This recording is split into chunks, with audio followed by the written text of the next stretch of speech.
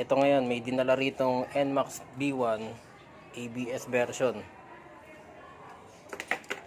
Kanina ayaw mag-panel nito. Ngayon may panel. Nilinis ko yung mga bago na rin baterya.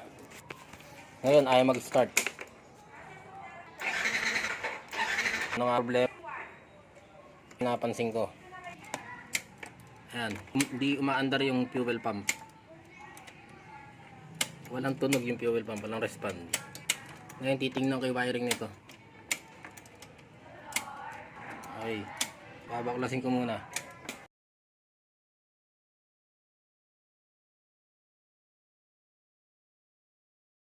Ito, no respond yung fuel pump. Na-check ko na yung ignition coil, okay naman. Itong fuel pump, di nagre-respond. Yan na yung loob. Ang stack up yung fuel pump eh. Oh. Wow. Yellowish.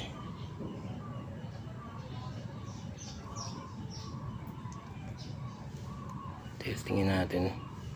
Ayun, putol.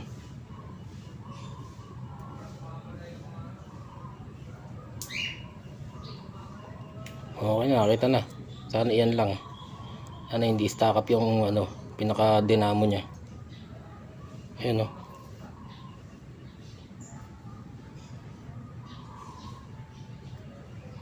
Putol yung isang isang terminal.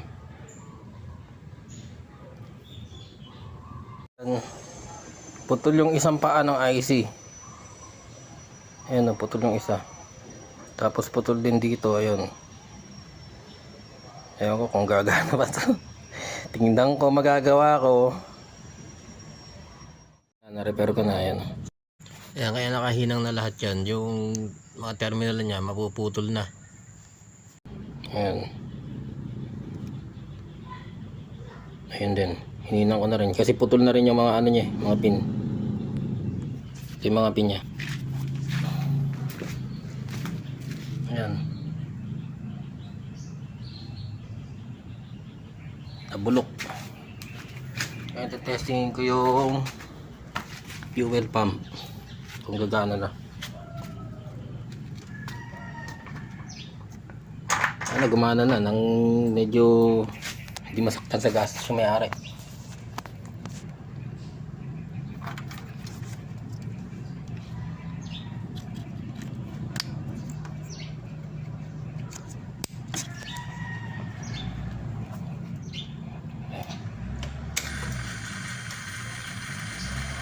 Success, gumana. Ayan na. Nadidinig nyo. Ayan o. Ayan. Ito para all goods na to. Tinanggal ko na yung fuel filter. Ayan. Papalitan na natin ng bago yan. Ito kasi masyado ng babad to. Sobrang tagal na ng motor. Tapos ito pa yung stock. Kasi yun, napapanisan pa ng gasolina.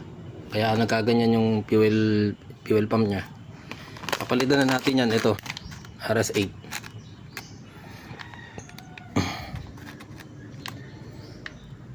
ABS version. Ito. Moment of truth. Nirepair ko yung nito. Yung fuel pump. Hininang ko yung mga nya. Mga pinat nasira. Ayan. Napapump na. Ayan.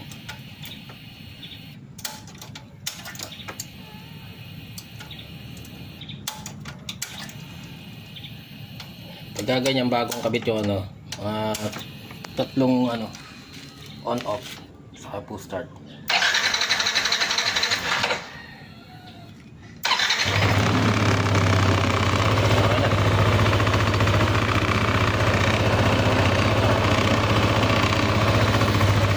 Ma-under pala siya. Hindi ko alam kung gaano katagal na stock to eh.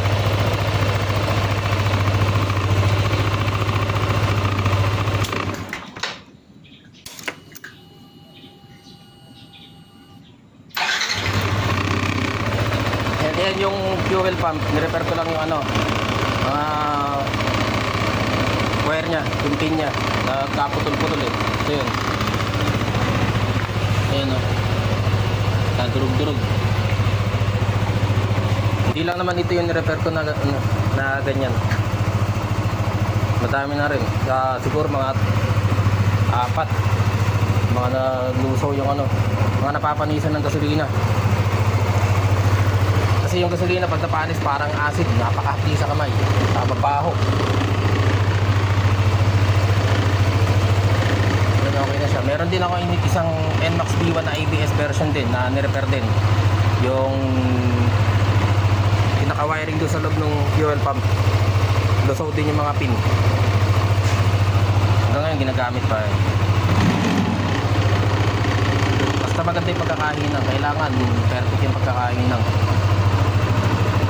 Kapit na kapit. So okay na siya.